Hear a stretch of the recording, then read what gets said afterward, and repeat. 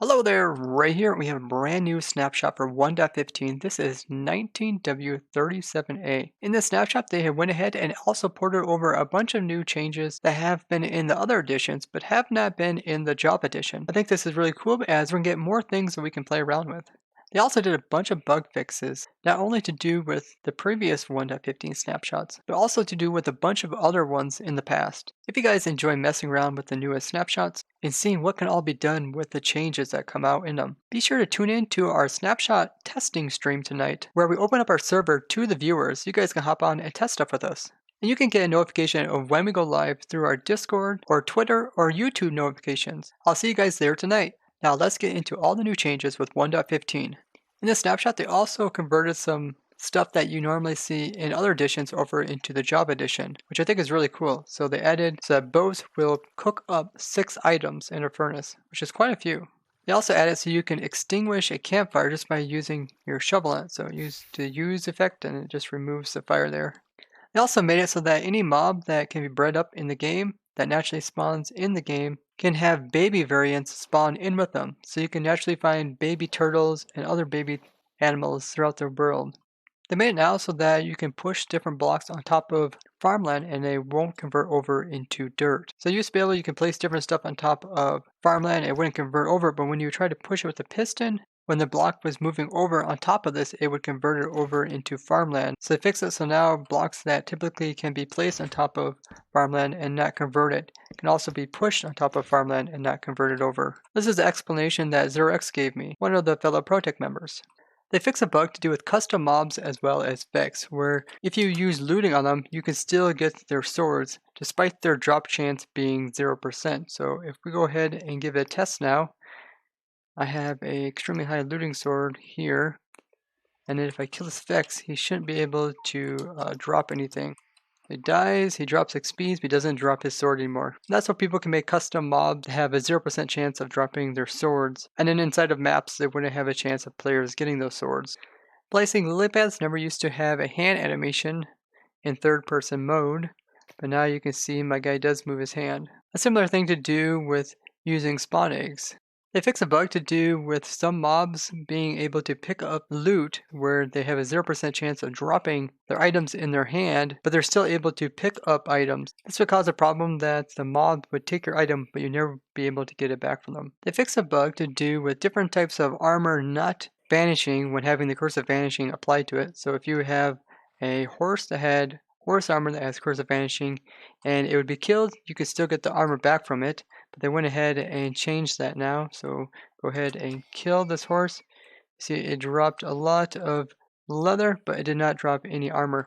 Now this is just for custom maps, and this applies to horse armor, horse saddles, llama carpet, containers like chest, as well as containers onto mules and llamas and other things like that. But you still can't do this in survival, so I can show you if I put like the horse armor in there as well as curse of vanishing, you can't get this. So it's mostly just for map makers.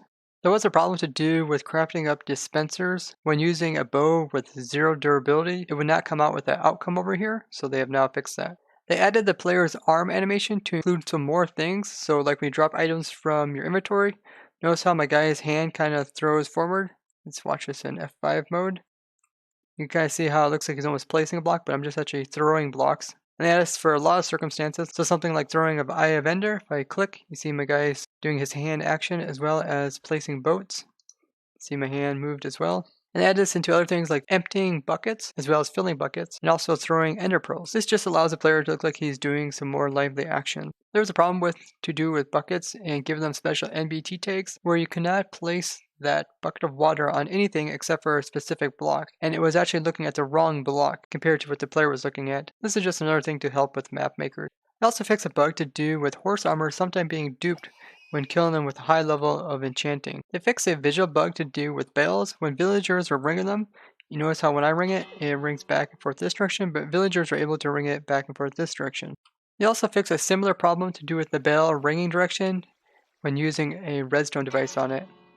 Now, Gamer, one of the ProtoTech members, showed a kind of a cool trick where you could take a Silk Touch book and break ice with it, and it would create water and the item to allow you to get the ice block back again, and then you can use it over and over again. And I'll link to his tweet about it. But they went ahead and fixed this. And this also worked in the 1.14 versions. They fixed a bug to do with tame animals not teleporting to the player. People were having trouble with their dogs. Even when the player would get kind of far away from them, they would continue to try to walk towards them rather than just teleporting to them. And they went ahead and fixed that bug. They fixed a bug that when people were updating old 1.7 worlds, chests were vanishing from the world. The games were crashing when people were making entities ride item frames that are riding other entities, and they have now fixed that problem.